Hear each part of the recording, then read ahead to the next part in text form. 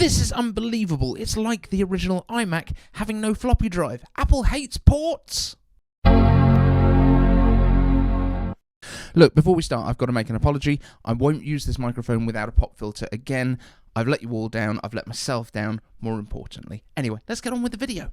I told you things were going to get busy. So, Mark Gurman, the holder of knowledge at Bloomberg, has revealed some new tidbits about the Mac Mini that will be released with the new smaller design and a change to the port selection that we're going to be getting on the device, which is going to upset some. The new version of the Mac Mini will be smaller than the previous generation, with a footprint a lot closer to the Apple TV, and potentially slightly taller than the current version, which, in my head, makes it basically a scaled-down Mac Studio, and it has another Mac Studio-like feature, which we're going to come to in a moment. So first up, the power supply will be internal, not an external power brick like the iMac, and I don't think anyone is going to be upset about that.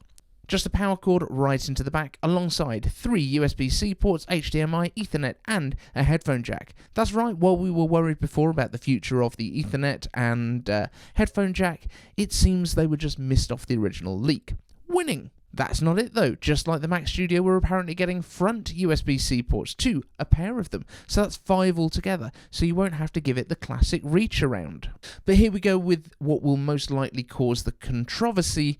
The USB-A ports will be no more, and good riddance. Smash the dislike button. I know you're all going to hate me for saying it, but losing USB-A is overdue. No, it shouldn't come back to the laptops. No, it shouldn't come back on the Mac Pro or the iMac.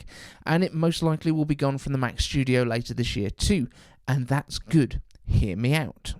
Remember when we mentioned the first iMac not having a floppy drive and that being super controversial? It had a CD drive instead. But it was also controversial because it introduced USB-A, version 1.1, in the place of ADB, GeoPort, and SCSI. Miss your GeoPort? Apple has form for this. Apple has always been this way, and probably will always be this way. USB was originally developed by Intel and was struggling for adoption when Apple adopted it in 1998. And while the change from these old ports was uncomfortable for some, it didn't make the iMac struggle. It flourished. It saved Apple. And the industry followed, just like you can follow my channel by capacitively touching the subscribe button. Don't smash it. Too aggressive. Then in 2015, Apple was one of the first companies to bring USB-C to their devices in the tiny 12-inch MacBook, again ahead of the vast majority of their competitors and again at the cost of older legacy ports like USB-A. Almost 10 years later, and Apple has finally relented and replaced the Lightning port on the iPhone with USB-C too, because USB-C is so ubiquitous now that people demanded it. So, is it time to do away with USB-A? The cries of people with older wired peripherals will probably say no. But Bluetooth is ubiquitous, and almost all devices with USB-A cables could just get a new cable, so this isn't exactly dongle gate all over again. But if you do need some USB-A to USB-C adapters, I've linked some down in the description so that you're all ready when your new Mac Mini arrives. Honestly, the USB-A ports were super handy for the Mac Mini in its original role, which was a drop-in replacement for the PCs for people that wanted to dip their toe into the Mac ecosystem and keep their keyboard, mouse, and display.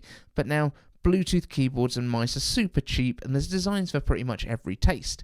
The other major use of these ports was for USB thumb drives, but with the advent of AirDrop, Google Drive, Dropbox, iCloud, the utility of them is way less than it was in the past, and it doesn't really outweigh the risks of them being used to deploy malware or even direct electronic attacks that can fry a system just by being plugged in. Yes, people have made those, don't buy them. And just as a reminder, this new Mac Mini will be landing before the end of the year with M4 and M4 Pro inside, and most likely at an October event alongside the M4 iMac and M4 Pro and M4 Max MacBook Pros, which, apart from that Mac Mini, they'll basically all look exactly as they do right now.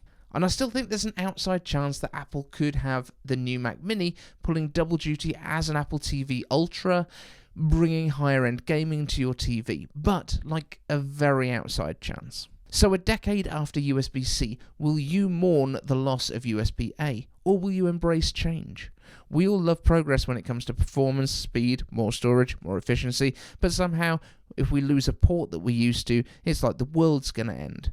we've managed to find without SCSI, FireWire, iPod 30-pin connectors, parallel ports, and even DVI at this point. At some point, it's just kinda to say goodbye and let the thing die. But let me know down in the comments what USB-A device you are super mad that you won't be able to plug into your brand new Mac Mini. It's like the least selling Mac anyway. If that's your issue with it, then I don't think it's going to change your mind.